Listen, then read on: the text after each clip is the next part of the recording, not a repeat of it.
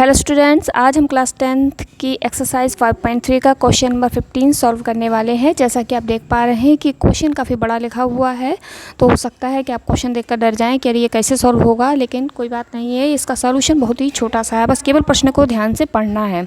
ठीक है। प्रश्न में कहा गया, निर्माण कार्य से संबंधित किसी ठेके में निश्चित तिथि के बाद कार्य को विलंब से पूरा यानी देर से पूरा करने के लिए जुर्माना लगता है। कोई काम है जिसे पूरा करना है और जब देर से काम पूरा होता है तो जुर्माना लगता है। जुर्माना किस हिसाब से लगता है कि पहले दिन 200 रुपये, दूसरे दिन 250 रुपये और तीसरे दिन 300 रुपये, और इसी प्रकार से क्रम चलता रहता है। उत्तरोत्तर दिन का जुर्माना पिछले दिन के जुर्माने से 50 रुपये बढ़ जाता है। तो हमें ये बताना है कि ठेकेदार को जुर्माने के रूप में कितनी राशि अदा करनी पड़ेगी, और वह इस कार्य में 30 दिन का विलंब करता है, यानी 30 दिन तक ये काम चलता है और 30 दिन लेट होता है, विलंब होता है, और 50-50 रुपये बढ़ते चले जाते हैं। तो इस प्रश्न की मदद से हम क्या करेंगे, हम लिखेंगे कि हमें किस तरीके से जुर्माना जो बढ़ रहा है, तो एक ए भी बन जाएगी, क्योंकि हर बार 50 रुपये बढ़ रहा है, तो इस तरीके से हम एक ए भी बना सकते हैं। तो पहले दिन का जुर्माना रहता है 200 रुपये, दूसरे दिन का रहता है 250 रुपये, तीसरे दिन का रहता है 300 रुपये,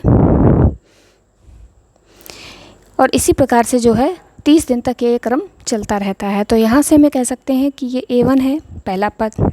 ठीक है, 30 दिन तक चलता है, यानी A30 कह सकते हैं 30वें दिन का। ठीक, 1 2 3 4 5 ऐसे करके 30 दिन तक यही क्रम चलता है। तो प्रश्न में हमें A1 दे दिया गया है 200, ठीक है, यन दिया गया है 30, क्योंकि 30 दिन का काम है, यानी कि पद भी 30 होंगे फिर। ठीक है, क्योंकि 30 दिन तक हो रहा है तो पद भी 30 ही होंगे।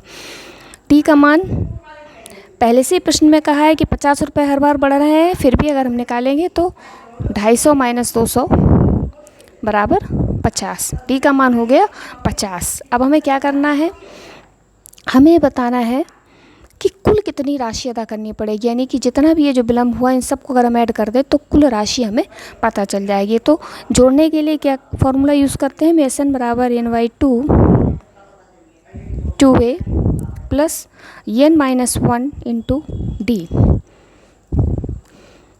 एन का मान 30/2, ए का मान 200 प्लस एन का मान 30 माइनस 1 और डी का मान जो है वो 50।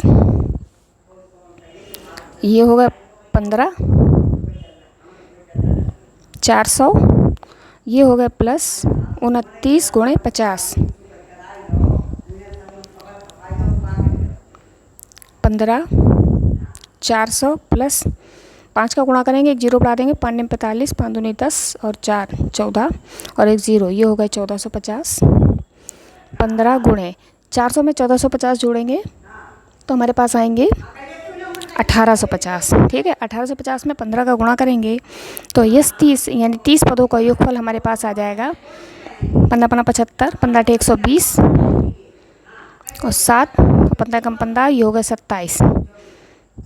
तो पूरे 30 दिन के जो विलंब का योगफल रहेगा वो रहेगा 27,750, और यही हमसे इस प्रश्न में पूछा गया था। आई होप आप लोगों को क्वेश्चन समझ में आया होगा, और समझ में आया है तो प्लीज़ इस वीडियो को शेयर करें और हमारे चैनल को, ताकि और भी बच्चों की हेल्प हो सके, और अपना सपोर्ट बनाए रखें। Thank you so much.